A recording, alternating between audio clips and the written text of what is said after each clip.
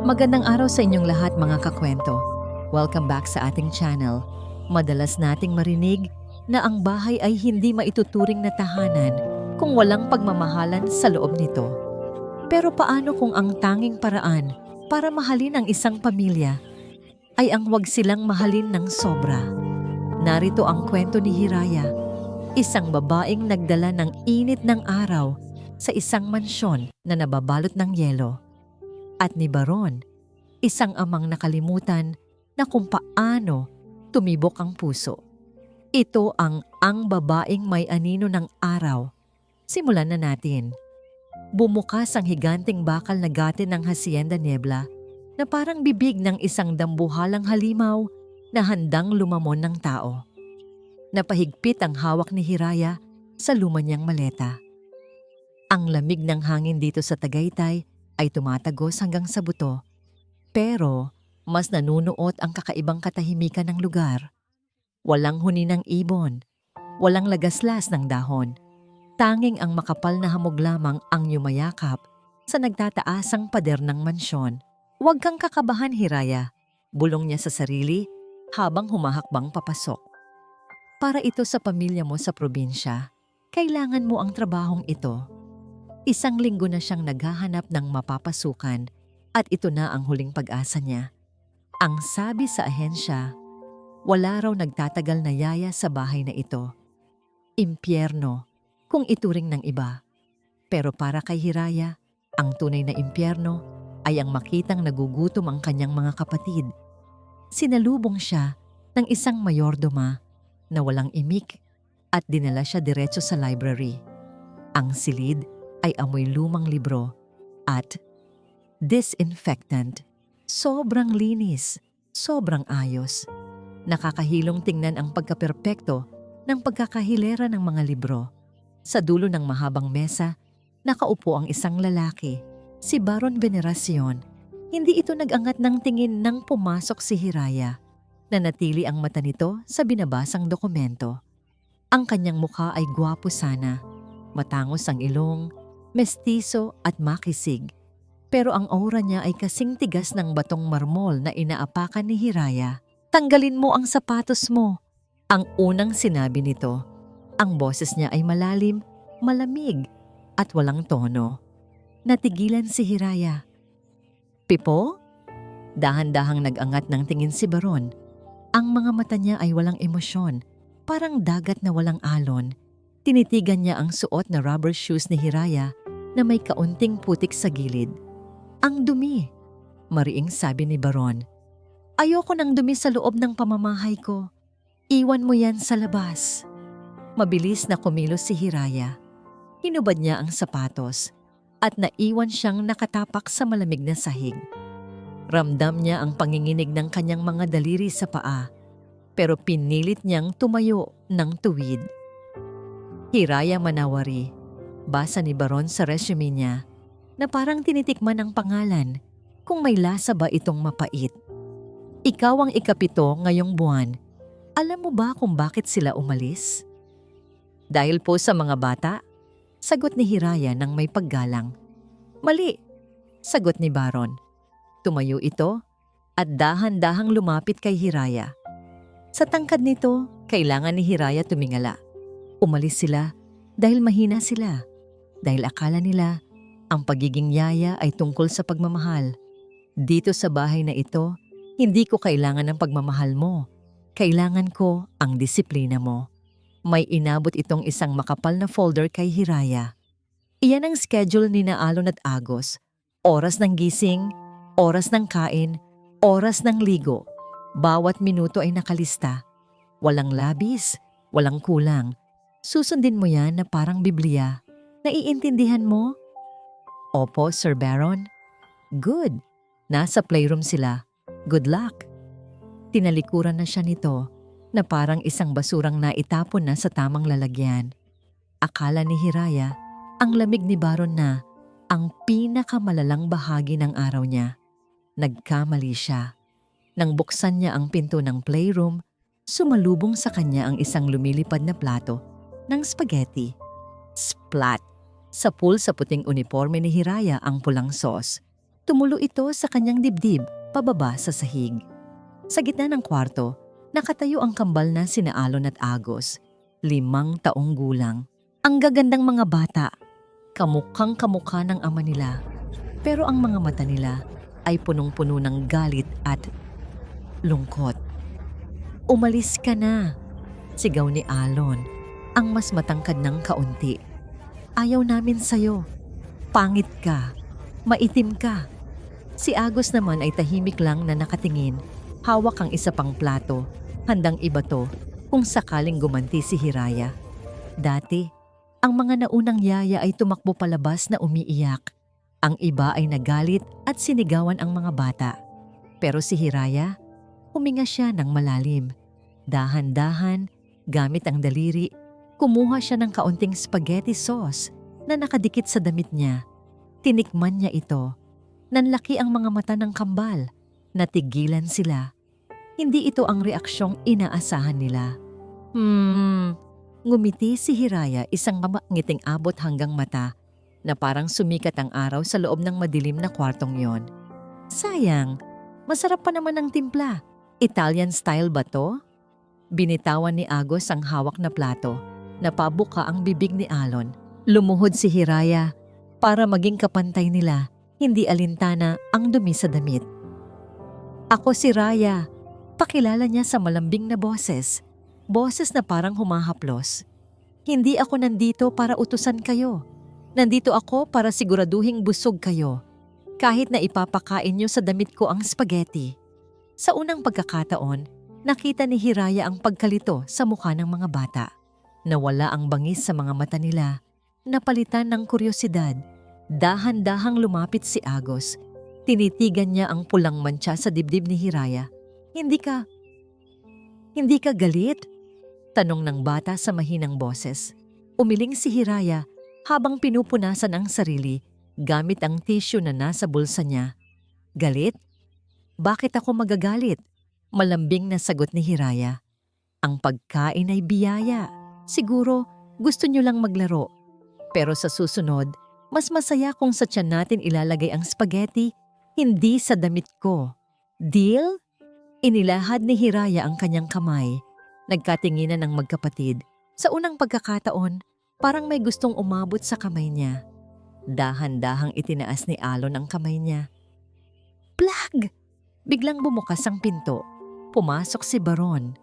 Agad na binawi ni Alon ang kamay niya at umatras. Ang kaninang kuryosidad sa mukha ng mga bata ay napalitan agad ng takot.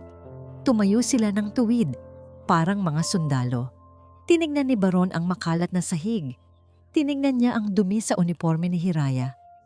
Ang kilay niya ay nagsalubong at ang temperatura sa kwarto ay parang bumagsak ng 10 grado. "Anong nangyari dito?" Malamig na tanong ni Baron. Hindi siya sumisigaw, pero ang boses niya ay mas nakakatakot kaysa sa kulog. Sir," mabilis na sagot ni Hiraya. Pilit nang ngumingiti kahit kumakabog ang dibdib. "Nagkaroon lang po ng maliit na aksidente sa food testing. Lilinisin ko na po agad." Hindi pinansin ni Baron ang paliwanag niya. Tumingin siya sa relo niya. "Alon, Agos, 2:00 PM na. Nap time. Bakit gising pa kayo?"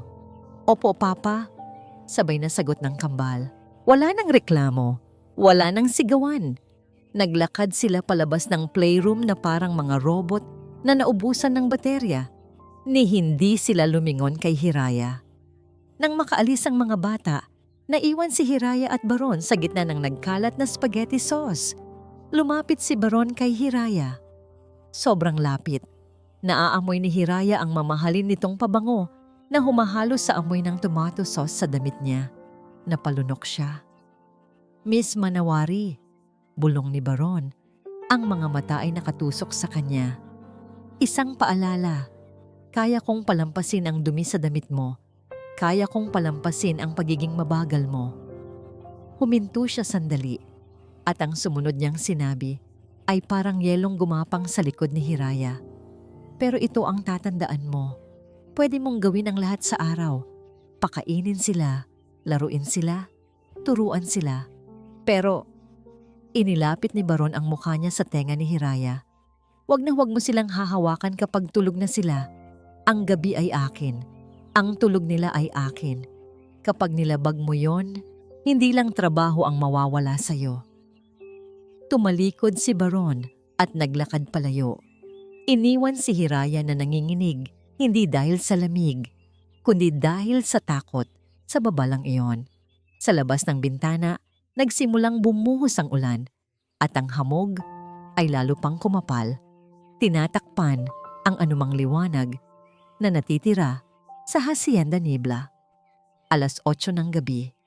Sa loob ng kanyang private office sa 3rd floor, nakaupo si Baron sa harap ng 6 na monitor. Ito ang kanyang ritual. Habang ang buong Tagaytay ay natutulog sa ilalim ng hamog, gising na gising siya, binabantayan ang bawat sulok ng kanyang kaharian. Umiinom siya ng alak, walang yelo, purong init na gumuguhit sa lalamunan, habang nakatitig sa screen 3, ang playroom. Nandoon si Hiraya at sa kauna-unahang pagkakataon, sa loob ng 3 taon, may naririnig siyang kakaiba sa audio feed. Tawanan. Hindi ito ang pilit na tawa. Ito ang tawa ng mga batang humahalakhak dahil talagang masaya sila. Napakuyom ang kamao ni Baron. Sa screen, nakikita niyang nakadapa si Hiraya sa sahig. May takip na kumot sa ulo. Umaarte na parang isang higanting pagong. Si Agos ay nakasakay sa likod nito habang si Alon ay tumatalon sa tuwa. Anong ginagawa mo, Manawari? Bulong ni Baron sa sarili. Ang boses ay puno ng inis. Ang schedule ay reading time, hindi playtime. Sinisira mo ang routine. Akmang pipindutin niya ang intercom button para pagalitan ng yaya nang biglang tumigil ang harutan. Umupo si Hiraya sa gitna ng carpet. Naupo rin ang 2 bata sa harap niya, parang mga maamong tupa. Kinuha ni Hiraya ang isang lumang gitara na matagal nang display lang sa kwarto. Nagsimula siyang kumalabit. Wala sa tono ang gitara, pero nang magsimula siyang kumanta, tumahimik ang mundo ni Baron. Sound effect. Mahinang pag-awit ng Ili-ili Tulog Anay, isang Bisayan lullaby. Ang boses ni Hiraya ay hindi pang opera. Ito ay boses ng probinsya. Raw, malalim at puno ng damdamin. Parang humahaplos sa hangin. Sa monitor, nakita ni Baron na unti-unting sumandal ang ulo ni Agos sa balikat ni Hiraya. Si Alon naman ay humiga sa hita nito. Binitawan ni Baron ang baso ng alak. Dapat galit siya. Nilabag ni Hiraya ang protocol. No physical contact. Bawal ang yakap. Bawal ang pagkarga. Pero hindi niya magawang pindutin ang intercom. Dahil sa totoo lang, sa likod ng kanyang galit, may naramdaman siyang kirot sa dibdib, inggit. Dahil kailanman, hindi naging ganoon kapanatag ang mga anak niya sa piling niya. Matutulog din sila, kumbinsin niya sa sarili. At kapag tulog na sila, ako na ang masusunod. Lumipas ang ilang oras, 12:00 ng hating gabi. Biglang nag-flash ng pula ang audio meter ng screen 4, bedroom ng mga bata. Mama! Mama! Wah! Napabalikwas si Baron. Si Alon, binabangungot na naman. Mabilis pa sa 4:00, tumakbo si Baron palabas ng opisina. Ito ang papel niya. Siya ang tagapagligtas sa gabi. Siya lang ang nakakaalam kung paano gisingin si Alon nang hindi ito nagwawala. Binagtas niya ang madilim na hallway. Rinig na rinig niya ang palahaw ng anak. Pero bago pa siya makahawak sa doorknob ng kwarto, huminto siya. Bukas ng kaunti ang pinto. Sa loob, sa ilalim ng dim light, nakita niya si Hiraya. Hindi ito natataranta. Hindi ito sumisigaw ng tahana. Nakaupo ito sa gilid ng kama. Yakap-yakap ang nanginginig na si Alon. Hinahaplos niya ang likod ng bata ng paulit-ulit sa isang tiyak na ritmo. Shh! Nandito si Ate Raya. Bulong ni Hiraya. Panaginip lang yon. Ang mga halimaw, takot sila sa akin. Alam mo kung bakit? Kasi mas matapang ako sa kanila. Dahan-dahang tumahan si Alon. Ang higpit ng yakap ng bata kay Hiraya ay parang batang nalulunod. na nakakita ng salbabida. Nakatayo lang si Baron sa labas, sa dilim. Ang kamay niya ay nakabitin sa ere, hindi maituloy ang pagbukas ng pinto. Dapat pumasok ako, isip ni Baron. Dapat paalisin ko siya. Bawal ito. Ginagawa niyang mahina ang anak ko. Pero hindi gumalaw ang mga paa niya. Dahil nakita niya sa mukha ni Alon ang kapayapaang matagal na niyang hindi nakikita. Tumalikod si Baron. Sa kauna-unahang pagkakataon, umatras siya. Bumalik siya sa kanyang opisina. Talo. Umupo siya ulit sa harap ng monitor. Nakita niyang nakatulog na ulit ang mga bata. Dahan-dahang inihiga ni Hiraya si Alon. Akmang aalis na si Hiraya sa kwarto nang may mapansin ito sa ilalim ng kama ni Agos. Isang loose floorboard. Kumunot ang noo ni Baron habang nanonood sa screen. Anong ginagawa mo? Lumapit ang camera view. Zoom in. Binuksan ni Hiraya ang sahig. May dinukot siyang isang bagay. Isang lumang music box. Ang music box ng namayapang asawa ni Baron. Ang music box na ipinatapon na niya 3 taon na ang nakakaraan dahil nagdudulot lang ito ng sakit. Bakit nasa mga bata ito? Itinago ba nila? Sa screen, nakita ni Baron na binuksan ni Hiraya ang music box. Walang tugtog. Sira na ito, pero may nakasiksik na papel sa loob. Binuklat ni Hiraya ang papel. Hindi mabasa ni Baron ang nakasulat mula sa kamera, pero alam niya kung ano yon. Nanlaki ang mga mata niya. Bumilis ang tibok ng puso niya na parang tambol. Ang huling sulat ng asawa niya. Ang sulat na akala niya ay sinunog na niya. Sa monitor, nakita niya ang reaksyon ni Hiraya. Napatakip ito ng bibig. Tumingin ito sa natutulog na kambal at pagkatapos, tumingin ito diretso sa kamera. Tila ba alam niyang pinapanood siya ni Baron.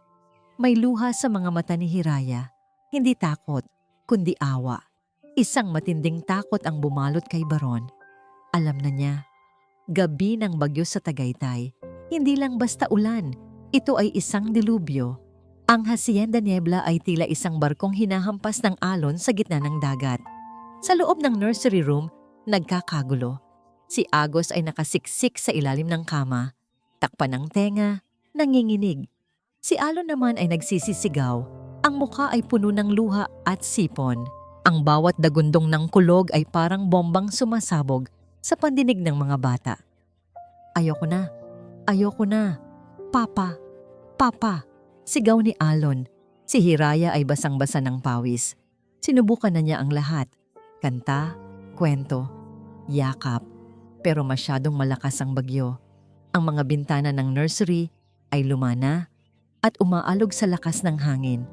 Alam ni Hiraya na may isang kwarto sa bahay na soundproof. Ang master's bedroom, ang kwarto ni Baron, ang kwartong bawal pasukan. Tumingin si Hiraya sa mga nanginginig na bata. Kumidlat ng malakas at napahiyaw si Agos. Tama na. Desisyon ni Hiraya. Bahala na si Batman. Bahala na kung mawalan siya ng trabaho. Hindi niya hahayaang matrauma ang mga alaga niya. Binuhat niya si Agos sa isang braso at inakay si Alon sa kabila. Halik kayo. Pupunta tayo sa safe zone. Tumakbo sila sa madilim na hallway patungo sa kwarto ni Baron. Pagpasok nila, biglang tumahimik ang mundo. Ang soundproofing ng kwarto ay napakaganda. Ang ingay ng bagyo sa labas ay naging mahinang ugong na lang. Ang amoy ng kwarto ay lavender at mamahaling kahoy. Dito, ligtas tayo. Bulong ni Hiraya. Inakyat niya ang 2 bata sa higanting kama na may silk na punda. Agad na kumalma ang kambal dahil sa lambot at init ng kama. Dito ka lang, Yaya Raya. Hila ni Agos sa damit ni Hiraya. Huwag kang aalis. Pagod na rin si Hiraya. Ang buong araw na paghabol sa mga bata at ang stress ng bagyo ay dumapos sa kanya. Sige, sandali lang. Babantayan ko kayo. Humiga siya sa gilid ng kama, sa tabi ng paanan ng mga bata. Ang plano niya ay ipikit lang ang mata ng 5 minuto. Pero dahil sa sobrang pagod, Ang 5 minuto ay naging 1 oras. Nakatulog si Hiraya. At sa hindi inaasahang pagkakataon, gumalaw ang mga bata sa pagtulog. Yumakap si Alon sa baywang ni Hiraya. Ang ulo naman ni Agos ay nakapatong sa braso ng dalaga. Para silang isang larawan ng pamilyang buo at payapa. Samantala, sa baba, bumukas ang main door. Pumasok si Baron. Basang-basa sa ulan, amoy alak at pagod galing sa isang business meeting na nasira dahil sa bagyo. Umakyat siya sa hagdan. Gusto niya lang ng katahimikan. Gusto niya lang mahiga sa kanyang malinis at perpektong kama. Pagbukas niya ng pinto ng master's bedroom, nanlaki ang mga mata ni Baron. Hindi niya nakita ang kapayapaan. Hindi niya nakita ang koneksyon na nakita natin. Ang nakita niya ay ang dumi. Ang nakita niya ay isang katulong na suot ang uniformeng may mantsa pa ng spaghetti kanina na nakahiga sa kanyang sagradong kama. Sa kama kung saan namatay ang asawa niya. Isang maitim na ulap ang bumalot sa paningin ni Baron. Nawala siya sa sarili. "Anong ginagawa mo?" Ang sigaw ni Baron ay mas malakas pa sa kulog sa labas. Nagising si Hiraya sa gulat. Bago pa siya makabangon, naramdaman niya ang mahigpit na hawak sa braso niya. Hinila siya ni Baron patayo ng marahas. Halos lumipad si Hiraya pababa ng kama. "Sir Baron," ipapaliwanag Pak! Isang malakas na sampal ang dumapos sa pisngi ni Hiraya. Tumalsik siya sa sahig. Ang tunog ng sampal ay umalingaw-ngaw sa kwarto na sinundan ng nakakabinging katahimikan. Nagising ang kambal. Nakita nila si Hiraya sa sahig, hawak ang namumulang pisngi. Nakita nila ang tatay nila, nakatayo, humihingal. Ang mga mata ay nanlilisik sa galit. "Sinabi ko sa'yo." Nanginginig ang boses ni Baron, turo ang pinto. "Sinabi ko sa'yo na huwag mong dudumihan ang kwartong ito. Huwag mong hahawakan ang mga anak ko." "Papa, huwag!" Sigaw ni Alon. Tumalon mula sa kama at tumakbo papunta kay Hiraya. Niyakap niya ang yaya na nakaupo sa sahig. "Bad ka, Papa. Bad ka!" Iyak ni Agos na sumunod din at yumakap kay Hiraya. Natigilan si Baron.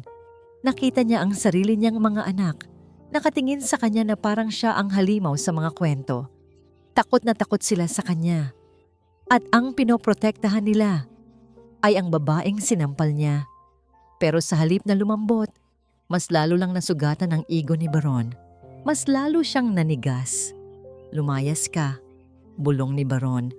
Pero may diin na parang patalim. Tumingala si Hiraya. May dugo sa gilid ng labi.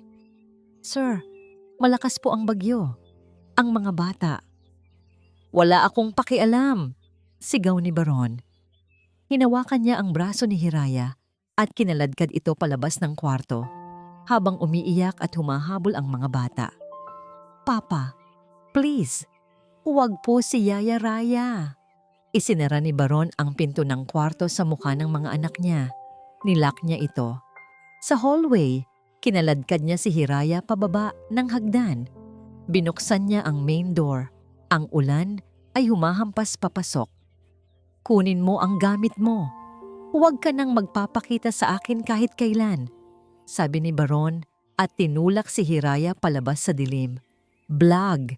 Isinara ang higanteng pinto. Naiwan si Hiraya sa labas, sa gitna ng bagyo. Basang-basa, nanginginig, at humahagulgol. Pero hindi dahil sa sakit ng sampal, kundi dahil rinig na rinig niya, kahit sa lakas ng ulan, ang sigaw ni na Alon at Agos mula sa bintana sa itaas. "Yaya Raya, huwag mo kaming iiwan." Napahawak si Hiraya sa dibdib niya. Tumingin siya sa bintana sa itaas, kung saan may 2 maliliit na anino ang nakadungaw. "Babalik ako," bulong ni Hiraya sa hangin, kahit walang nakakarinig. "Pangako, babalikan ko kayo." Isang linggo na ang nakalipas mula nung gabing iyon. Nakatayo si Baron sa dulo ng mahabang dining table. Ang hapagkainan ay puno ng mamahaling pagkain. Steak, mashed potatoes, imported na prutas, Inihanda ito ng bagong chef na galing pa sa isang 5-star hotel, pero walang gumagalaw ng pagkain. Sa kabilang dulo, nakaupo sina Alon at Agos. Hindi sila umiiyak. Hindi sila nagwawala. Nakatitig lang sila sa kawalan. Ang mga mata nila, na dati puno ng apoy at kakulitan, ngayon ay parang mga bintanang sarado, walang ilaw. Kumain kayo, utos ni Baron. Sinubukan niyang gawing malambing ang boses niya, pero lumabas pa rin itong parang utos ng isang general. Walang sumagot. Alon, tikman mo ito. Di ba paborito mo ang beef? Dahan-dahang tinulak ni Alon ang plato palayo. Screech! Ang tunog ng plato sa mesa ay masakit sa tenga. Ayaw namin, mahinang sabi ni Alon. Gusto namin ng sopas. Bulong ni Agos. Yung sopas ni Yaya Raya. Napahampas si Baron sa mesa. Blag! Tumigil kayo! Sigaw niya. Wala na siya. Ilang beses ko bang sasabihin, hindi na babalik ang babaeng yon. Masama siyang impluwensya. Wala siyang disiplina. Sa halip na matakot, tumingin lang si Agos sa kanya. Isang tingin na tumagos sa kaluluwa ni Baron. Ikaw ang masama, Papa, sabi ng bata nang walang emosyon. Ikaw ang monster. Tumayo ang dalawang bata at naglakad paalis ng dining room. Iniwan ang pagkain. Iniwan si Baron na mag-isa sa malawak at malamig na silid. Napaupo si Baron. Hinilot niya ang kanyang sentido. Bakit ganito? Nakuha na niya ang gusto niya. Tahimik na ang bahay. Malinis na ang bahay.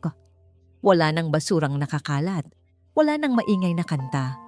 Pero bakit parang sementeryo ang pakiramdam ng Hacienda Niebla? Gabing-gabi na. Pero hindi makatulog si Baron. Naglakad siya papunta sa kwarto ng mga bata. Inaasahan niyang makitang tulog na ang mga ito.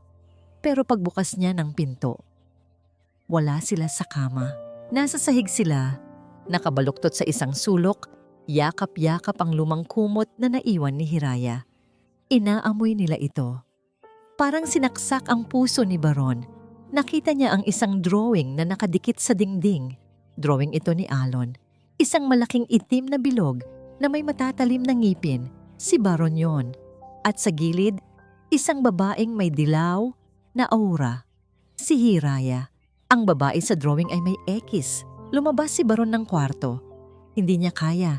Hindi niya kayang tignan ang lungkot ng mga anak niya. Pakiramdam niya ay sinasakal siya ng sarili niyang konsensya. Pumasok siya sa kanyang opisina. Ang lugar na dati ay simbolo ng kanyang kapangyarihan. Ngayon, kulungan na lang ito. Binuksan niya ang computer. Ang mga daliri niya ay nanginginig. Hindi niya alam kung bakit, pero hinanap niya ang video file noong gabing iyon. Noong gabing kumakanta si Hiraya. Napapikit si Baron. Ang boses ni Hiraya ay pumuno sa malamig na kwarto. Sa video, nakita niya kung paano tumigil sa pag-iyak si Alon nung niyakap ito ni Hiraya. Nakita niya kung paano ngumiti si Agos, isang nangiting hindi nabibili ng pera. At nakita niya ang sarili niyang refleksyon sa monitor. Mukha siyang matanda, pagod, malungkot. Mali ako, bulong ni Baron sa dilim. Ang mga salitang hindi niya kailanman binibigkas. Maling-mali ako. Hindi lang pala mga anak niya ang nangungulila sa init na dala ni Hiraya. Pati siya, yung kapayapaang naramdaman niya noong gabing iyon bago siya nagwala. Iyon ang tulog na hinahanap-hanap niya sa loob ng 3 taon. Tok, tok, tok. Bumukas ang pinto. Si Manong Ben, ang matandang katiwala. Sir Baron? Alanganing tanong nito. Ano yon? Paos ang boses ni Baron. Hindi siya lumingon.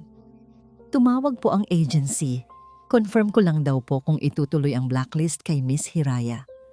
Natahimik si Baron. Blacklist? Ibig sabihin, sisiguraduhin niyang hindi na ito makakapagtrabaho kahit saan. Iyon ang utos niya noong galit siya. Pero ngayon, parang tinikyon sa lalamunan niya. Nasaan siya ngayon? Tanong ni Baron. Ang sabi po ng agency, nasa bus terminal na siya sa Pasay.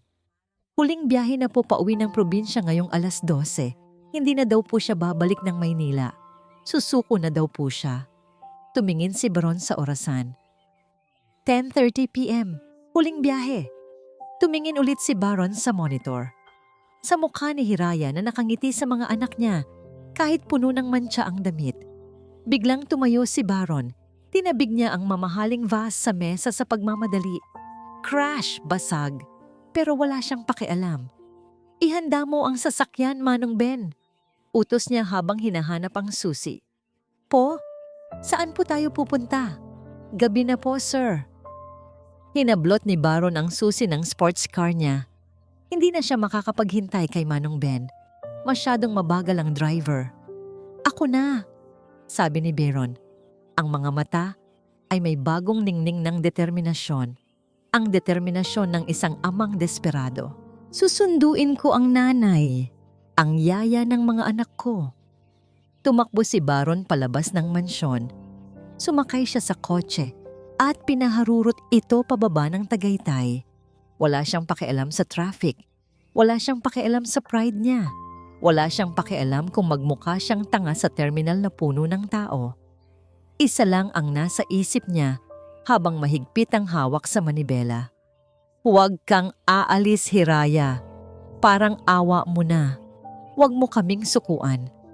Amoy usok, amoy pawis, amoy pinaghalong ulan at gasolina. Nakatayo si Hiraya sa ilalim ng waiting shed ng Pasay Terminal. Yakap-yakap niya ang kanyang bag habang pinagmamasdan ang lumang bus na magdadala sa kanya pabalik sa probinsya. Ito na yon. Katapusan na ng pangarap niya sa Maynila. Miss, sakay na. Aalis na kami in 5 minutes, sabi ng konduktor sabay tapik sa balikat niya. Tumango si Hiraya. Mabigat ang bawat hakbang niya. Sa isip niya, naririnig pa rin niya ang iyak ni Agos at Alon. Masakit. Parang iniwan niya ang sarili niyang mga anak. Pero anong magagawa niya? Isa lang siyang hamak na yaya na pinalayas na parang aso. Isinukbit niya ang bag at humakbang papunta sa pinto ng bus. Screech! Isang matinis na preno ng sasakyan ang umalingaw-ngaw. Lahat ng tao sa terminal ay napalingon. Isang makintab na sports car ang humarang mismo sa dadaanan ng bus, sobrang out of place. Parang isang diamante na nahulog sa putikan. Bumukas ang pinto ng driver. Lumabas si Baron Veneracion. Hindi siya ang baron na laging perpekto. Gusot ang pulo niya, magulo ang buhok, at tumatakbo siya sa gitna ng ulan, papalapit kay Hiraya. Natigilan si Hiraya. Nanigas na siya sa kinatatayuan niya. Hiraya! Sigaw ni Baron. Hinihingal. Lumapit ang konduktor. Sir, bawal po pumarada dyan. Tumahimik ka! Bulyaw ni Baron sabay abot ng ilang libong piso sa konduktor. Bigyan mo kami ng 5 minuto. Namilog ang mata ng konduktor at umatras. Hinarap ni Baron si Hiraya. Basang-basa na silang dalawa. Umuwi na tayo. Utos ni Baron. Ang tono niya ay sanay pa ring mag-utos. Pero may halong panginginig ang boses. Nasa kotse ang gamit mo? Akin na. Akmang kukunin ni Baron ang bag ni Hiraya. Pero hinila ito pabalik ng dalaga. Huwag niyo po akong hawakan. Matigas na sabi ni Hiraya. Natigilan si Baron. Ito ang unang beses na tumanggi si Hiraya sa kanya. Dodoblehin ko ang sweldo mo. Mabilis na sabi ni Baron. Desperado. Hindi. Triple. 50,000 pesos a month. 60,000 sabihin mo lang. Basta sumama ka na. Umiling si Hiraya. Tinalikuran niya si Baron at humakbang ulit papunta sa bus. Hindi po nabibili ang pagkatao ko, Sir Baron. Sinampal niyo ko. Tinaboy niyo ko. Tapos ngayong kailangan niyo ng yaya, babayaran niyo lang ako? Tao po ako. Hindi switch na pwedeng i-on at i-off. Hinawakan ni Baron ang braso niya. Hindi mahigpit kundi makaawa. Hiraya, please. Napahinto si Hiraya sa tono ng boses na yon. Hindi sila kumakain, garalgal na sabi ni Baron. Si Alon, ayaw matulog. Si Agos, tinatawag kanya sa panaginip niya. Hindi ko alam ang gagawin ko. Lumingon si Hiraya. Nakita niya ang isang Baron Veneracion na nawasak. Ang bato ay nabasag na. Ang nakikita niya ngayon ay isang amang takot na takot. Bumuntong hininga si Hiraya. Tumingin siya sa bus, tapos kay Baron. "Babalik ako," sabi ni Hiraya. Lumiwanag ang mukha ni Baron. "Salamat." Pero putol ni Hiraya, itinaas niya ang kanyang daliri. "May mga kondisyon ako." Natigilan si Baron. "Kondisyon?" "Opo. At hindi ito tungkol sa pera. Ito ang kontrata ng puso." Tumindig ng tuwid si Hiraya. Tila ba siya ang boss ngayon? "Una," simula ni Hiraya, "hinding-hindi niyo na ikukulong ang mga bata. Bukas ang pinto ng kwarto nila palagi." Tumango si Baron. "Oo, sige." "Pangalawa, kakain kayo kasabay nila tuwing hapunan. Bawal ang cellphone, bawal ang trabaho. Kakausapin niyo sila." Napalunok si Baron. "Hiraya, busy ako." "Kung ganon, sumakay na kayo sa kotse niyo at aalis na ako." Akmang tatalikod si Hiraya. "Okay, fine, gagawin ko." Sigaw ni Baron. At pangatlo, humina ang boses ni Hiraya, pero mas naging seryoso. Tinitigan niya si Baron sa mata. "Huwag niyo na akong sasaktan ulit. Pisikal man o salita, respetuhin niyo ako bilang pangalawang ina ng mga anak niyo." Natahimik ang paligid. Tanging patak ng ulan lang ang naririnig. Dahan-dahang tumango si Baron, isang tango ng pagpapakumbaba. "Pangako, I'm sorry, Hiraya." Ito ang unang beses na binanggit niya ang pangalan ni Hiraya nang walang halong panghahamak. Inabot ni Hiraya ang bag niya kay Baron. Kinuha ito ng amo. Siya ang nagbuhat, hindi si Hiraya. Habang naglalakad sila papunta sa kotse, binuksan ni Baron ang pinto para kay Hiraya. Bago sumakay, tumingin si Hiraya kay Baron. "Sir Baron," sabi niya ng malamig, "babalik ako para kay Alon at Agos dahil mahal ko sila." Sumakay siya at naupo. "Pero tandaan niyo ito," pahabol niya bago isara ni Baron ang pinto. "Hindi ako babalik para sa inyo. Huwag kayong mag-a-assume na napatawad ko na kayo." Isinara ang pinto. Nakatayo si Baron sa labas sandali, basang-basa sa ulan. Nakatingin sa babaeng nasa loob ng kotse niya.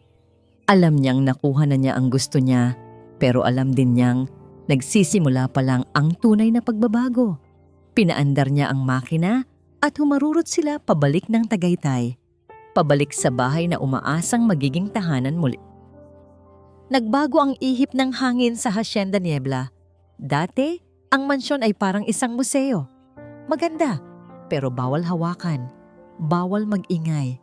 Ngayon, para na itong bahay, 7:00 ng umaga. Bumaba si Baron sa hagdan. Nakasuot siya ng casual polo shirt. Hindi ang usual niyang stiff na suit. Amoy na amoy niya ang aroma ng sinangag at danggit, dried fish, na nanggagaling sa kusina. Dati, ipinagbabawal niya ang ganitong amoy dahil kumakapit sa kurtina. Pero ngayon, parang amoy ng umaga ang dating nito sa kanya. Pagpasok niya sa dining room, naabutan niya ang isang eksenang hindi niya inakalang makikita niya. Nakaupo si Elon at Agos sa mesa pero hindi sila tahimik. "Ate Raya, pahingi pa ng itlog," sigaw ni Alon. "Ako din. Gusto ko yung may smiley face," sabi ni Agos. Si Hiraya, na naka-apron na may design na Hello Kitty na ewan kung saan niya nakuha, ay masayang naglalagay ng pagkain sa plato ng mga bata. Nang makita nila si Baron, tumahimik sandali ang paligid. Sanay ang mga bata na pagalitan kapag maingay. Pero sa halip na sumigaw, humila si Baron ng upuan. "Good morning," bati ni Baron. Medyo awkward pa. Parang kalawangin ang dila sa pagbati. Nagkatinginan ng kambal. Tumingin sila kay Hiraya. Tumango si Hiraya at ngumiti. Tila sinasabing, "Sige na, okay lang." "Good morning, Papa." Sabay na bati ng kambal. Nagsimula silang kumain. Ito ang kondisyon ng ni Hiraya.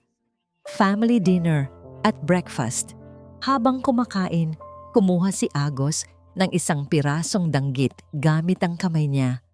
"Papa," sabi ni Agos, "tikman mo. Luto ni Ate Raya, super crunchy." Inilapit ni Agos ang mamantikang isda sa bibig ni Baron. Natigilan si Baron. Si Baron na may OCD. Si Baron na ayaw ng germs. Nakatingin siya sa kamay ng anak niya na may kaunting kanin pa. Tumingin siya kay Hiraya. Nakasandal si Hiraya sa hamba ng pinto, nakahalukip-kip, nakangiti ng nakakaloko. Ang mga mata nito ay nanghahamon. "Sige nga, kayanin mo kaya?" Pumikit si Baron. Bahala na. Ibinuka niya ang bibig at kinain ang danggit mula sa kamay ng anak. "Yehey!"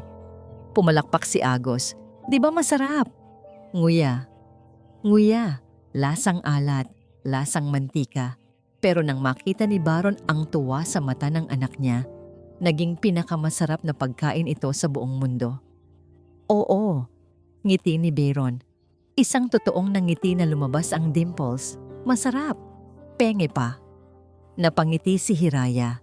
Sa isip niya, unti-unti, lumalambot din ang bato. Tapos na maghapunan, tulog na ang mga bata na binasahan ni Baron ng kwento sa unang pagkakataon. Nagliligpit si Hiraya sa sala. Nagmop siya ng sahig dahil natapunan ito ng juice kanina. Pumasok si Baron galing sa library para kumuha ng tubig. "Ako na dyan, Hiraya," sabi ni Baron. "Gabi na. Magpahinga ka na." "Naku sir, patapos na to. Baka madulas pa kayo bukas," sagot ni Hiraya habang pinupunasan ang makintab na tiles. Habang umaatras si Hiraya, hindi niya napansin ang basahan sa likod niya. Swish! Ay kalabaw. Tili ni Hiraya. Nawalan siya ng balanse. Akala niya babagsak ang likod niya sa matigas na sahig. Napapikit siya, pero walang sakit. Naramdaman niya ang dalawang matitibay na braso na sumalo sa kanya. Pagmulat niya, sobrang lapit ng mukha ni Baron. Amoy na amoy niya ang pabango nito. Mint at cedarwood. Nakahawak si Baron sa baywang niya. Hawak naman ni Hiraya ang balikat ni Baron para hindi matumba. Natahimik ang buong sala. Nagkatitigan sila. Sa mga matang yun ni Baron, wala na ang amo, wala na ang sir. Ang nakikita ni Hiraya ay isang lalaki. At sa mga mata ni Baron, hindi niya nakikita ang yaya. Nakikita niya ang babaeng nagbalik ng ilaw sa bahay niya. Napansin niya kung gaano kahaba ang pilikmata ni Hiraya, kung gaano kaganda ang kulay ng balat nito sa ilalim ng warm light. "Okay ka lang?" Bulong ni Baron. Ang boses niya ay mababa, husky. Hindi makasagot si Hiraya. Tumango lang siya. "Oo po, sir." Pero hindi siya binitawan ni Baron. Nanatili silang magkayakap sa gitna ng sala. Ang kamay ni Baron ay dahan-dahang humaplos sa likod ni Hiraya. Parang automatic na reaksyon. Bumaba ang tingin ni Baron sa labi ni Hiraya. Napalunok si Hiraya. Hahalikan ba niya ako? Unti-unting lumapit ang mukha ni Baron. Pumikit si Hiraya. "Ding dong!" Agad na nagtulakan ang dalawa palayo sa isa't isa. Sino yon?" Nauutal na tanong ni Hiraya. Inaayos ang buhok. Pula ang mukha niya. "Wala akong inaasahang bisita," kunot noong sabi ni Baron.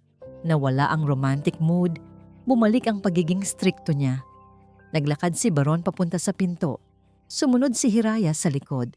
Pagbukas ng pinto, isang itim na luxury van ang nakaparada sa laba. Bumukas ang pinto ng sasakyan. Unang lumabas ang isang pares ng mamahaling sapatos na high heels. Sinundan ito ng isang eleganteng baston. Bumaba ang isang matandang babae. Puno ng alahas, nakataas ang noo, at ang tingin ay parang sinusuri kung gaano kadumi ang hangin sa paligid. Si Doña Concordia, ang biyena ni Baron, ang lola ng kambal. Namutla si Baron. "Mama." Tinanggal ni Doña Concordia ang kanyang sunglasses. Tumingin siya kay Baron. Tapos dahan-dahang inilipat ang tingin kay Hiraya na nasa likod. Tiningnan niya si Hiraya mula ulo hanggang paa nang may matinding pandidiri. "So, Mataray na, sabi ng Donya. Ito pala ang bagong laruan mo, Baron? Akala ko ba may taste ka? Parang binuhusan ng malamig na tubig ang mainit na gabi. Ang Hacienda Niebla ay muling binalot ng hamog. Ang sala ng Hacienda Niebla ay naging Korte Suprema. Nakaupo sa sofa si Doña Concordia at ang asawa nitong si Don Severino. Si Baron ay nakaupo sa tapat nila. Nakayuko, ang mga kamay ay mahigpit na magkakasalikop. Bumalik ang Baron na kilala ni Hiraya noong una. Malamig, matigas, pero sa loob ay nanginginig sa takot. Si Hiraya, nakatayo siya sa gilid, hawak ang tray ng tsa. Pakiramdam niya ay isa siyang langgam na pwedeng tapakan anumang oras. Earl Grey, sabi ni Doña Concordia matapos humigop ng tsa. Ibinalibag niya ang tasa sa platito. Clink! Masyadong matamis. Pati ba naman sa pagtitimpla, walang alam ang katulong mo? Ma'am, sabad ni Hiraya, pilit na nagpapakamagalang. Wala po yang asukal. Honey po ang... Did I ask you to speak? Putol lang Donya. Tumingin ito kay Hiraya ng may halong pandidiri. Don't speak unless spoken to. Yan ang problema sa mga tulad mo. Masyadong matapang ang hiya. Tiningnan ni Hiraya si Baron. Umaasang ipagtatanggol siya nito tulad ng pagtatanggol nito sa kanya sa mga bata. Pero nanatiling tahimik si Baron. Nakatitig lang ito sa sahig. Bakit hindi siya kumikibo? Tanong ni Hiraya sa sarili. Nasaan na yung lalaking muntik na akong halikan kanina? Baron, boses ni Don Severino. Mababa, parang kulog sa malayo. Nabalitaan namin ang nangyari noong bagyo. Pinalayas mo ang yaya, tapos hinabol mo. At ngayon, hinahayaan mong matulog ang mga apo ko nang walang oras kumakain gamit ang kamay. Papa, mas masaya sila ngayon, mahinang sagot ni Baron. Masaya? Tumawa ng mapakla si Doña Concordia. Tumayo ito at naglakad-lakad sa sala. Ang kasiyahan ay panandalian lang. Ang kailangan nila ay perfection. Ang kailangan nila ay maging disente, tulad ng anak ko. Tulad ni Isabela. Pagkabanggit ng pangalan ni Isabela ang namayapang asawa, parang sinaksak si Baron. Huwag nating pag-usapan si Isabela. Pakiusap ni Baron. Bakit hindi? Hamon ng Donya. Lumapit siya kay Baron. Natatakot ka bang maalala kung paano siya namatay? Kung paano mo siya pinatay? Nanlaki ang mata ni Hiraya. Pinatay. Hindi ko siya pinatay. Nanginginig na sagot ni Baron. Pinatay mo siya dahil sa kapabayaan mo. Sigaw ni Doña Concordia. Nawala ang pagkaelegante nito. Hinayaan mo siyang maging mahina. Hinayaan mong maging makalat ang buhay niya. Ang daming laruan. Ang daming kalat. Ang daming emosyon. Kaya siya nabaliw. Dito na napagtanto ni Hiraya ang lahat.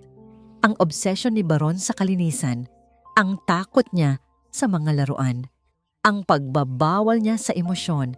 Hindi pala dahil ayaw niya sa mga ito, kundi dahil isinisi sa kanya ng biyenan niya na ang kaguluhan ang pumatay sa asawa niya. Ma'am, tama na po. Hindi na nakatiis si Hiraya. Lumapit siya. Nasasaktan na po si Sir Baron. Humarap si Doña Concordia kay Hiraya. Ikaw, turo ng Donya sa mukha ni Hiraya. Ikaw ang sumisira sa lahat. Ang dumi ng kulay mo, ang dumi ng pinanggalingan mo, dinadala mo dito sa pamamahay ng anak ko. Ginagaya mo si Isabela. Gusto mo ring mamatay ang mga apo ko sa gitna ng kaguluhan? Hindi po namatay si Ma'am Isabela dahil sa gulo. Matapang na sagot ni Hiraya. Naalala niya ang sulat, ang diary ng gamot. Namatay siya dahil sa lungkot, dahil sa pressure, dahil sa inyo. Pak! Isang malakas na sampal ang dumapo sa mukha ni Hiraya. Mas masakit pa kaysa sa sampal ni Baron noon. Napahawak si Hiraya sa pisngi niya. How dare you? Nanginginig sa galit si Doña Concordia. Biglang tumayo si Baron. Mama, pero huli na. Bumukas ang pinto ng opisina ni Don Severino. May inilabas siyang folder. Tapos na ang usapan, sabi ng matanda. Baron, tingnan mo ito. Inihagis ni Don Severino ang folder sa mesa. Petition for custody. Basa ni Don Severino. Kukunin namin sina Alon at Agos. Dadali namin sila sa States. Doon, lalaki silang disente. Malayo sa ama nilang baliw at sa yaya nilang walang modo. Ay, hindi! Bulong ni Baron. Napaluhod siya. Wag ang mga anak ko. Wala kang magagawa. Malamig na sabi ni Doña Concordia. Inaayos ang kanyang buhok matapos manampal. May ebidensya kami. Ang CCTV footage noong sinampal mo ang yaya na yan. Ang medical records mo na nagsasabing mentally unstable ka. At ngayon, ang presensya ng babaeng ito na isang bad influence. Tinignan ng Donya si Hiraya nang may tagumpay sa mga mata. Kung mahal mo talaga ang mga batang yon, yaya, ikaw mismo ang aalis. Dahil habang nandito ka, lalo lang kaming may dahilan para kunin sila. Tinalikuran sila ng mag-asawa at naglakad palabas ng pinto. Magkita tayo sa korte, huling sabi ni Don Severino. Naiwan si Hiraya at Baron sa sala. Si Baron, nakaluhod sa sahig, umiiyak ng walang tunog, parang batang nawawala. Wasak na wasak. Lumapit si Hiraya. Gusto niyang yakapin si Baron. Gusto niyang sabihing, lalaban tayo. Pero naisip niya ang sinabi ng Donya. Ang CCTV footage, ang kapabayaan ni Baron. At ang katotohanan siya, si Hiraya, ang ginagamit na butas para kunin ang mga bata. Tumingin si Baron kay Hiraya. Ang mga mata nito ay puno ng desperasyon. Hiraya, garalgal na tawag ni Baron. Tulungan mo ako. Sa labas, kumulog na naman. Parang babagyo ulit. Pero sa pagkakataong ito, ang bagyo ay nasa loob ng puso nilang dalawa. Ang opisina ni Baron, ang santuwaryo ng kaayusan at kalinisan, ay isa ng war zone. Ibinagsak ni Baron ang kanyang mamahaling laptop sa sahig. Crash! Hinablot niya ang mga libro sa shelves at pinagahagis ang mga ito. Ang mga award, ang mga tropeyo, lahat ay walang kwenta. Kasalanan ko. Paulit-ulit na sigaw ni Baron habang pinupunit ang mga dokumento sa kanyang mesa. Tama si Mama.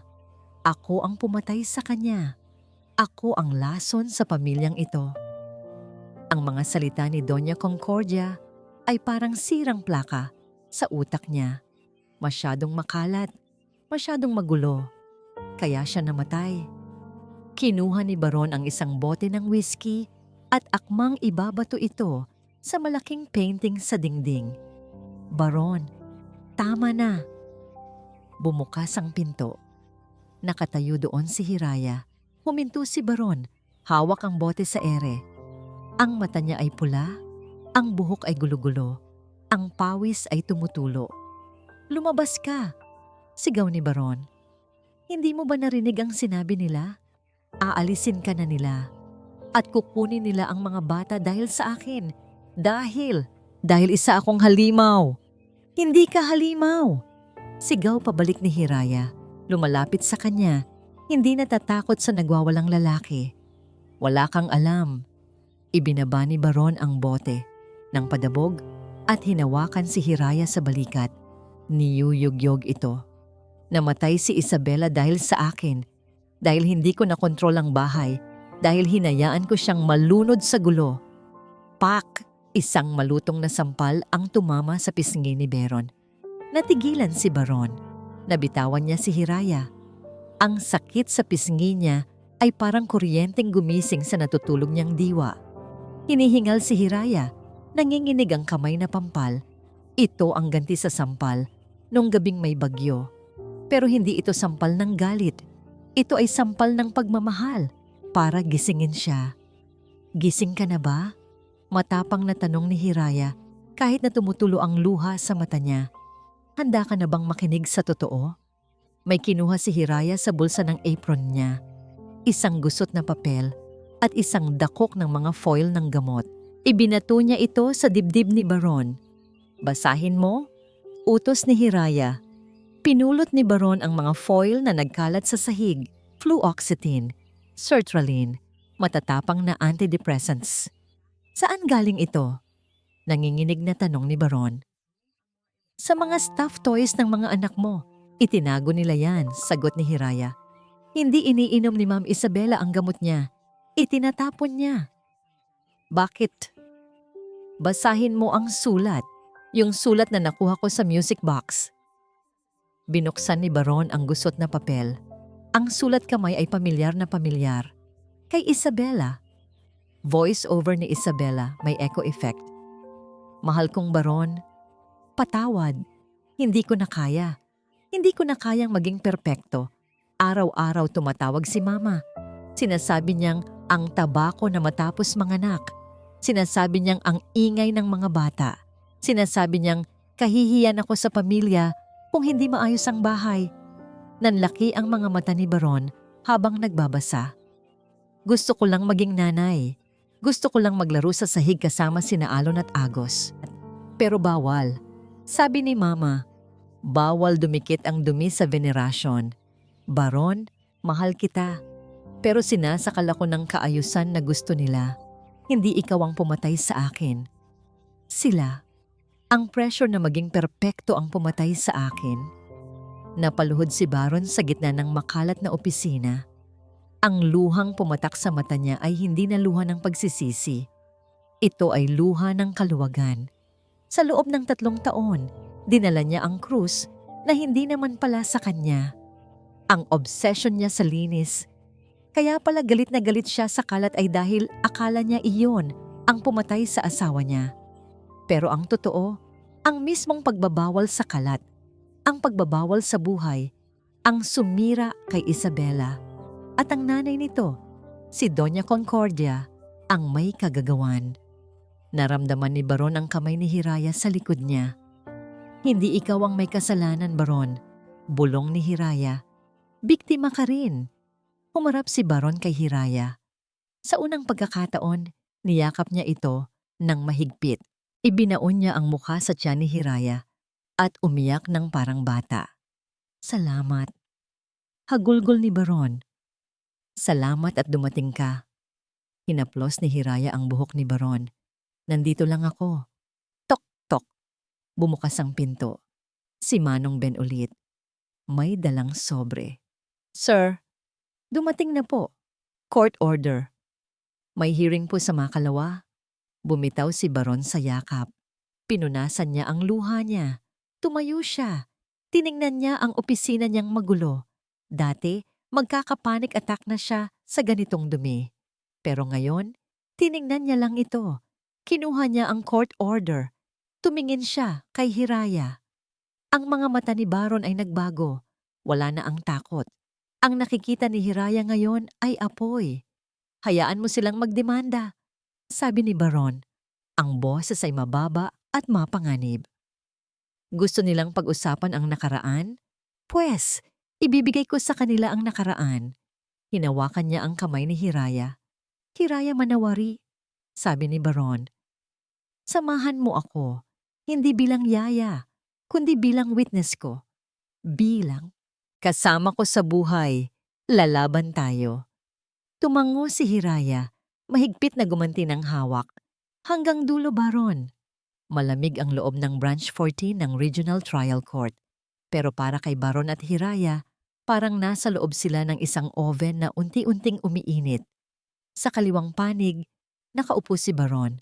Suot niya ang kanyang pinakamalinis na suit pero hindi maitatago ang panginginig ng kanyang tuhod. Katabi niya si Hiraya na nakasimple pero disenteng damit. Magkahawak ang kanilang kamay sa ilalim ng mesa, isang lihim na pinagkukunan ng lakas. Sa kanang panig, naroon sina Doña Concordia at Don Severino. Nakataas ang noo.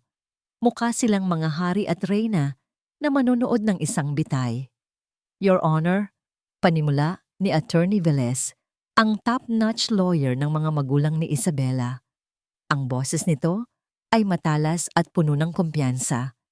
Simple lang ang kasong ito, ang welfare ng dalawang bata, sina Alon at Agos, ay nasa panganib. Naglakad-lakad ang abogado sa harap ng hukom. Ang ama, si Mr. Baron Veneracion, ay may history ng obsessive-compulsive disorder at anger management issues. Siya ay isang lalaking emosyonal na baldado. At para punan ng kanyang kakulangan, kumuha siya ng isang huminto ang abogado at tinuro si Hiraya ng may pandidiri. Isang yaya na walang sapat na credentials, isang babaeng galing sa bundok, walang pinag-aralan, at ngayon ay karelasyon na ng kanyang amo sa loob lamang ng ilang buwan. Nagbulungan ang mga tao sa gallery, napayuko si Hiraya, ramdam niya ang mapanghusgang tingin ng lahat. Objection, Your Honor. Sigaw ng abogado ni Baron. Character assassination. Overruled, sabi ng hukom. Ipagpatuloy niyo, Attorney Velez. Ngumisi si Doña Concordia. Salamat, Your Honor, tuloy ni Velez. Sinasabi ng kampo ni Mr. Veneracion na nagbago na siya ay isa ng mapagmahal na ama. Pero ang ebidensya ay hindi nagsisinungaling. Humarap ang abogado sa projector screen. Your Honor, ipinipresenta ko ang Exhibit A. Isang CCTV footage mula sa loob mismo ng master's bedroom ng Hacienda Niebla, Petsa, gabi ng bagyo nakaraang buwan. Nanlamig ang buong katawan ni Baron. Napahigpit ang hawak niya sa kamay ni Hiraya. Sa malaking screen, napanood ng lahat ang nangyari sa Chapter 3. Nakita nila kung paano kinaladkad ni Baron si Hiraya. Nakita nila ang takot sa mukha ng mga bata. At higit sa lahat, pak! Ang tunog ng malakas na sampal ay umalingaw-ngaw sa buong courtroom. Diyos ko, bulong ng isang ginang sa likod. Ang lupit niya. Sa screen, nakitang tumalsik si Hiraya. Nakitang umiyak ang mga bata at yumakap sa yaya, habang ang ama ay nakatayo na parang demonyo. Pinatay ni Attorney Velez ang video. Nakita niyo ba yon, Your Honor? Madamdaming tanong ng abogado. Iyan ba ang ama na karapat-dapat magpalaki sa mga bata? Isang lalaking nananakit ng babae sa harap ng kanyang mga anak? Kung nagagawa niya yan sa yaya, sino ang makagsasabi na hindi niya gagawin yan kay Alon at Agos? Napapikit si Baron. Gusto niyang sumigaw. Gusto niyang sabihing, nagbago na ako. Gusto niyang sabihing, ang babaeng sinampal ko ang nagturo sa akin kung paano magmahal. Pero alam niyang walang maniniwala. Ang video ay sapat na para sirain siya. Tumingin si Baron kay Hiraya. Nakayuko si Hiraya, umiiyak ng tahimik. Hindi dahil sa kahihiyan, kundi dahil nasasaktan siya para kay Baron. Alam niyang ang video na yon ay gagamitin para ilayo ang mga bata.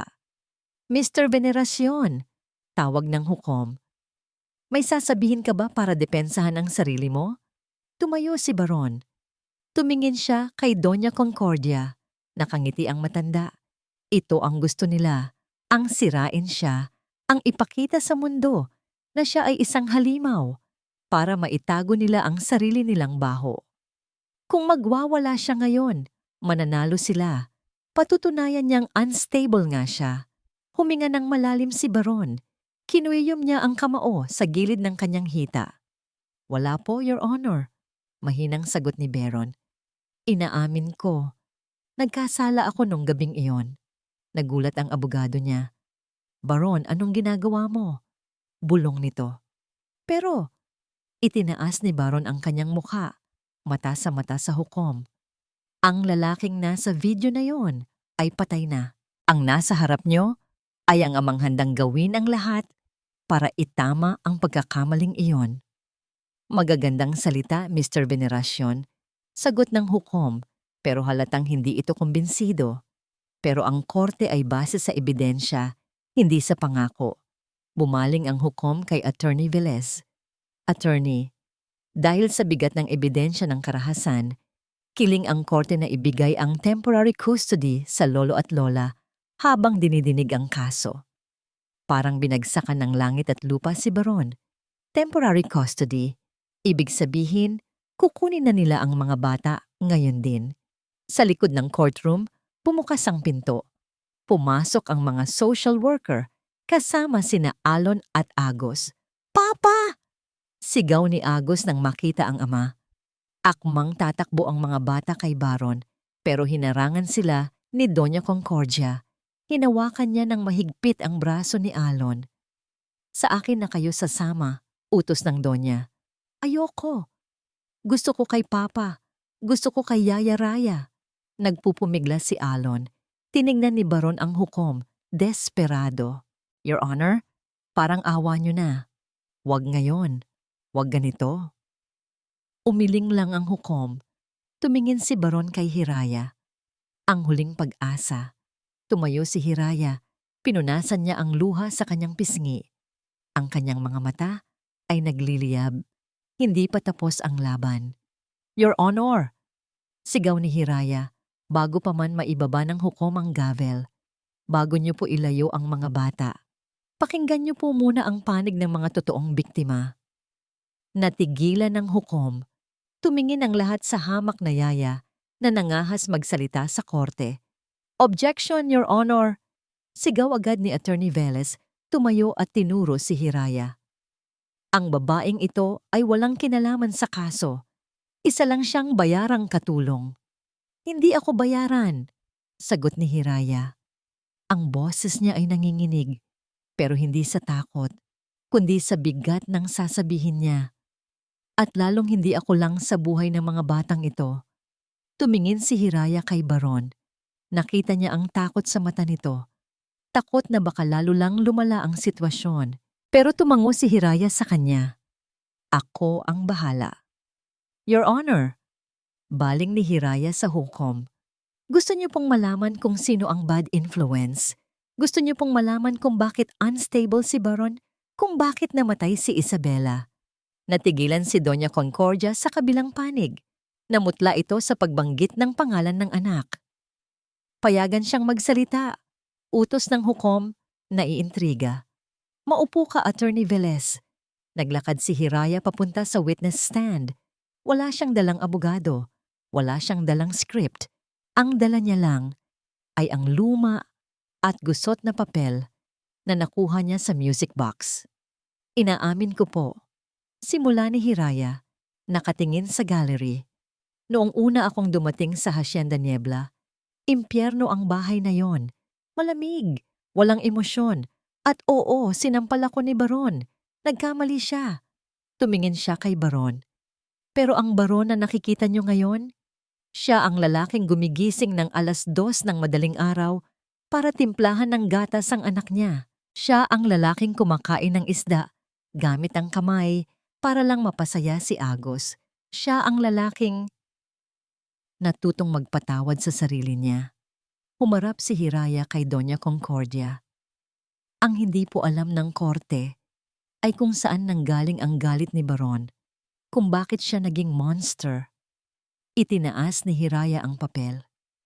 Ito po ang huling sulat ni Ma'am Isabela. Ang sulat na itinago ni na Alon at Agos sa loob ng 3 taon dahil natatakot silang makita ito ng lola nila. "Huwag!" Biglang sigaw ni Doña Concordia. "Sinungaling yan. Gawa-gawa lang yan." "Basahin mo." Utos ng hukom kay Hiraya. Bumukas ang pinto ng katahimikan. Nagsimulang magbasa si Hiraya. Music. Malungkot at mabigat na violin score. "Mama!" Basa ni Hiraya.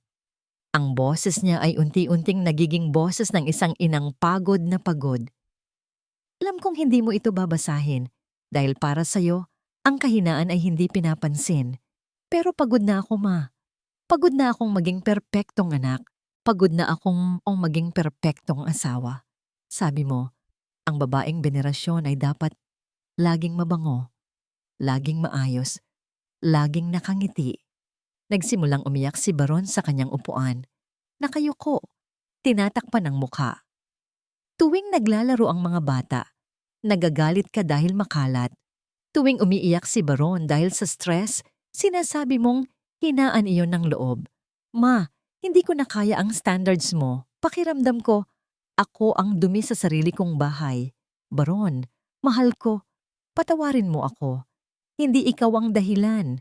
Ang perfection na pilit nilang ipinapasok sa utak natin. Iyon ang papatay sa akin. Binaba ni Hiraya ang sulat.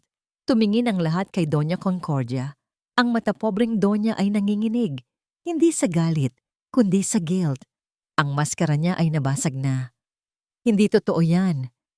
Bulong ng Donya, pero halatang walang naniniwala. Gusto ko lang naman ng best para sa kanya. Ang best na gusto niyo po ay pumatay sa kanya. Madiin na sabi ni Hiraya. At ngayon, ginagawa niyo rin yon kay Baron. At gagawin niyo rin yon kina Alon at Agos. Lumapit si Hiraya sa railing ng witness stand. Your Honor, ang mga bata po ay hindi kailangan ng mansyon sa States. Hindi nila kailangan ng lola na magdidikta kung paano sila dapat huminga. Ang kailangan nila ay ang tatay nila na handang magbago. Ang tatay nila kahit hindi perpekto ay nandyan para sa kanila. Natahimik ang buong courtroom. Maging si Don Severino, ang lolo, ay napayuko. Kinuha niya ang kamay ng asawa niyang si Concordia na ngayon ay umiiyak na. Alam nila ang totoo. Alam nilang tama si Hiraya. Pinunasan ng hukom ang kanyang salamin. Bumuntong hininga ito. Mr. Veneracion, tawag ng hukom. Tumayo si Baron. Mugto ang mata, pero nakataas na ang noo. Dahil sa bagong ebidensya at sa testimonya ng witness, pumukpok ang gavel. Tok, tok, tok. Ibinabasura ng korte ang petisyon ng mga grandparents. Mananatili ang full custody sa ama kay Mr. Baron Veneracion. Sumabog ang hiyawan sa korte. Napaluhod si Baron sa tuwa. Agad na tumakbo sina Alon at Agos palayo sa social worker at yumakap sa tatay nila. Papa! Papa! Niyakap sila ni Baron ng mahigpit, parang ayaw ng bitawan. Panalo tayo anak, panalo tayo. Sa gitna ng kasiyahan, nakatayo si Hiraya sa witness stand. Nakangiti siya habang pinagmamasdan ng mag-aama. Tumutulo ang luha niya. Masaya siya. Sobrang saya. Pero sa likod ng ngiti niya, may kirot. Okay na sila. Isip ni Hiraya. Buo na sila. Hindi na ako kailangan. Nakita niyang tumingin si Doña Concordia sa kanya bago ito ilabas ng mga nurse dahil nahimatay sa stress. Ang tingin ng matanda ay hindi na galit, kundi pagsuko. Naglakad si Hiraya pababa ng witness stand. Habang busy si Baron sa pagyakap sa mga anak, dahan-dahang naglakad si Hiraya papunta sa exit door ng courtroom. Gusto niyang magpaalam pero ayaw niyang sirain ang moment ng mag-aama. Binuksan niya ang pinto at lumabas. Ang liwanag sa labas ay masakit sa mata, pero kailangan niyang umalis. Tapos na ang misyon niya. Nanalo tayo, Papa! Nanalo tayo! Sigaw ni Alon habang kumakain ng ice cream sa backseat. Nagmamaneho si Baron pauwi sa Hacienda Niebla. Maaliwalas ang langit, wala ng hamog. Sa unang pagkakataon, parang ang gaan-gaan ang pakiramdam ni Baron. Wala na ang bigat sa dibdib niya. Tumingin siya sa passenger seat sa tabi niya.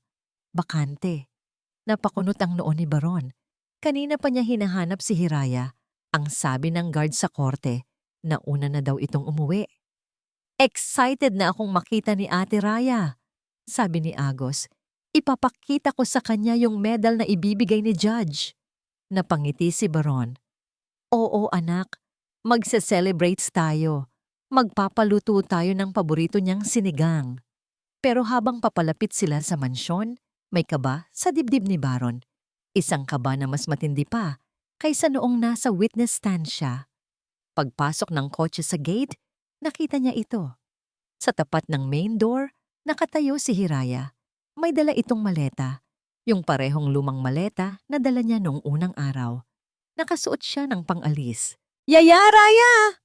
Sigaw ng mga bata pagkahinto ng sasakyan. Bumaba agad si Baron. Ang puso niya ay tumitibok ng mabilis. Hiraya, tawag ni Baron. Saan ka pupunta? Ngumiti si Hiraya, pero malungkot ang nangiti niya. Sir Baron, tapos na po ang kontrata ko. Anong tapos? Lumapit si Baron. Kakarenew lang natin, di ba? Di ba sabi mo walang iwanan? Ang usapan po natin, babalik ako para tulungan kayong mabuo ang pamilya nyo. Paliwanag ni Hiraya ng mahinahon. Tumingin siya sa kambal na masayang tumatakbo papasok ng bahay. Okay na po sila. Okay na po kayo. Hindi nyo na kailangan ng yaya. Hinawakan ni Hiraya ang handle ng maleta niya. Aalis na po ako habang masaya pa ang lahat. Ayoko pong maging sagabal sa bagong simula nyo. Tumalikod si Hiraya at nagsimulang maglakad palayo. Dati, noong umalis si Hiraya sa gitna ng bagyo, Chapter 3, hinayaan siya ni Baron. Dati, noong nasa terminal sila. Chapter 5, hinabol siya ni Baron dahil kailangan siya ng mga bata. Pero ngayon, tumakbo si Baron. Hindi para sa mga bata, kundi para sa sarili niya. Hiraya, sandali! Hinablot ni Baron ang maleta at ibinalibag ito sa damuhan. Sir! Gulat na sigaw ni Hiraya. Yung gamit ko! Wala akong pakialam sa gamit mo. Sigaw ni Baron hinihingal. Hinawakan niya ang dalawang balikat ni Hiraya at hinarap ito sa kanya. Sabi mo, hindi ka kailangan. Bulag ka ba? Sir, yaya lang ako. Hindi ka lang yaya. Putol ni Baron. Bumaba ang boses niya. Naging garalgal. Ikaw ang nagbalik ng araw sa bahay na ito. Ikaw ang nagturo sa akin kung paano maging tao ulit. Kung aalis ka, babalik lang sa pagiging bato ang lahat. Tumingin si Hiraya sa mga mata ni Baron. Nakita niya ang katotohanan doon. Pero sir, magkaiba tayo ng mundo. Kayo, mayaman. Ako taga-probinsya lang. Ano na lang sasabihin ng mga tao? Wala na akong pakialam sa sasabihin nila. Sagot ni Baron. Nakita mo naman sa korte, di ba? Handa kong harapin ang lahat. Dahan-dahang lumuhod si Baron sa damuhan sa harap ng katulong niya sa ilalim ng papalubog na araw ng Tagaytay. Napatakip ng bibig si Hiraya. Baron, anong ginagawa mo? Kinuha ni Baron ang kamay ni Hiraya. Magaspang ang kamay nito kakalaba at kakalinis, pero para kay Baron, ito ang pinakamagandang kamay sa mundo. Hiraya manawari, sabi ni Baron, nakatingala, may luha sa mata. Tinuruan mo akong maging ama kay Alon at Agos. Tinuruan mo akong patawarin ang sarili ko. Huminga siya ng malalim. Ngayon, parang awa mo na. Huwag mo akong iwan. Turuan mo naman akong maging asawa. Natulala si Hiraya. Tumulo ang luha niya. Baron, wala akong dalang singsing ngayon. Natawa ng kaunti si Baron habang umiiyak. Pero ibibigay ko sa iyo ang buong buhay ko. Ang Hacienda Niebla. Hindi ito magiging tahanan kung wala ka. Will you marry me? Hindi bilang yaya, kundi bilang ilaw ng buhay ko? Tumingin si Hiraya sa paligid. Nasa bintana sina Alon at Agos, nakadungaw, nakangiti at nag-thumbs up. Bumalik ang tingin niya kay Baron. Ang lalaking dating kinatatakutan niya, ngayon ay nakaluhod at nagmamakaawa para sa pag-ibig niya. Dahan-dahang lumuhod din si Hiraya para maging kapantay nito. Hinawakan niya ang mukha ni Baron. Siraulo ka talaga. Umiiyak na tawa ni Hiraya. Oo, Baron. Payag ako. Niyakap siya ni Baron ng mahigpit. Binuhat siya nito at pinaikot-ikot sa ere habang tumatawa. Sa wakas, ang hamog sa Hacienda Niebla ay tuluyan ng naglaho. Ang natira na lang ay ang init ng pagmamahal. Lumipas ang 3 taon. Kung pupunta ka ngayon sa Tagaytay, hindi mo na makikita ang nakakatakot na gate ng Hacienda Niebla. Wala na ang hamog na bumabalot dito. Sa halip, sasalubungin ka ng isang malaking arko na gawa sa kahoy at pinalilibutan ng mga sunflower. Ang nakasulat, Hawthorne William, Healing Center for Children. Sa malawak na garden, nakaupo si Hiraya sa damuhan. Hindi na siya nakauniforme ng yaya. Nakasuot siya ng simpleng floral dress. Sa harap niya, may 10 bata na nakaupo, nakikinig ng mabuti. At alam niyo ba kung anong ginawa ng higante? Kwento ni Hiraya na may kasamang action pa. Niyakap niya ang kanyang takot. At noong niyakap niya ito, naging paru-paro ang takot at lumipad palayo. Pumalakpak ang mga bata. Kabilang sa kanila sina Alon at Agos nang ngayon ay 8 taong gulang na. Malalaki na sila, matatangkad at higit sa lahat. Ang mga mata nila ay puno ng liwanag. Sa di kalayuan, may isang lalaking nagdidilig ng halaman, si Baron. Ang dating baron na nandidiri sa putik ay nakaluhod ngayon sa lupa. Nagtatanim ng bagong seedlings. May dumi sa pisngi niya, pero mas gwapo siyang tingnan ngayon kaysa noong nakasuit siya. Lumapit ang isang bagong magulang kay Baron. Mukhang stress na stress ito. Sir Baron, tanong ng magulang, paano niyo po nagagawang kontrolin ang lahat ng batang ito? Ang iingay nila, ang gugulo. Tumayo si Baron at pinagpag ang kamay niya.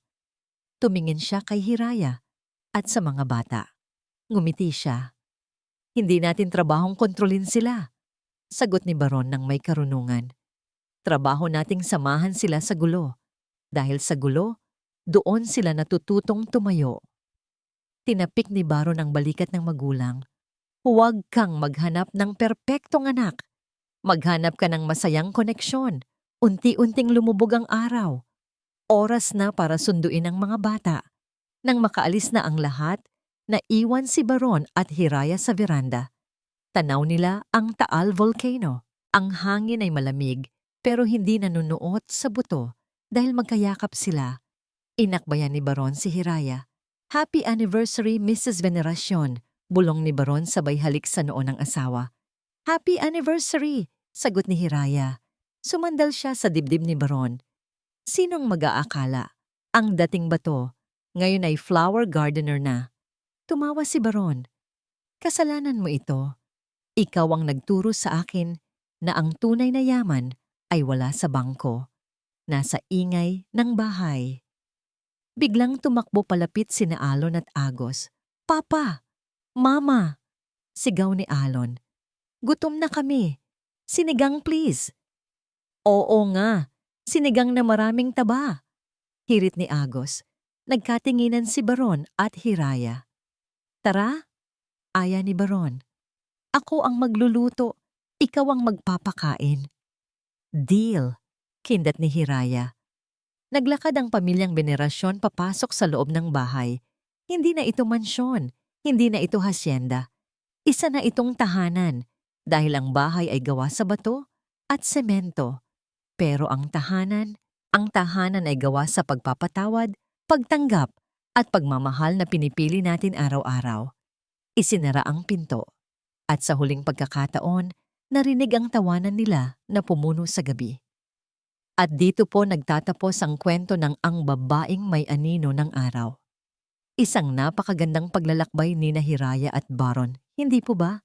Mula sa isang gabing maulan at puno ng galit, hanggang sa isang hapong puno ng sunflower at pag-asa. Ang kwento nila ay paalala sa atin na, minsan, ang mga taong inaakala nating iba sa atin, sila pa pala ang may dalang susi para buuin tayo. Na ang pagiging magulang ay hindi tungkol sa pagiging perpekto, kundi sa pagiging nandyan, sa hirap, sa ginhawa, at sa mga kalat ng buhay. Kayo po, may kilala ba kayong Baron na matigas sa labas pero malambot pala ang puso? O isang Hiraya na handang magsakripisyo para sa iba? I-comment niyo po sa ibaba ang paborito niyong eksena o linya mula sa kwento. Binabasa ko po ang lahat ng inyong mga saloobin. Kung na-inspire kayo o kinilig sa kwentong ito, isang malaking tulong po ang pagpindot sa like button at pag-share nito sa inyong mga kaibigan. At kung hindi pa po kayo nakakasali sa ating pamilya, mag-subscribe na po at pindutin ang notification bell para hindi mahuli sa susunod nating kwento. Muli, ako po ang inyong lingkod na tagasulat at tagapagkwento. nag-iiwan ng isang paalala. Huwag mong hanapin ang perpektong tahanan. Buuin mo ito gamit ang iyong puso. Maraming salamat po at hanggang sa muli.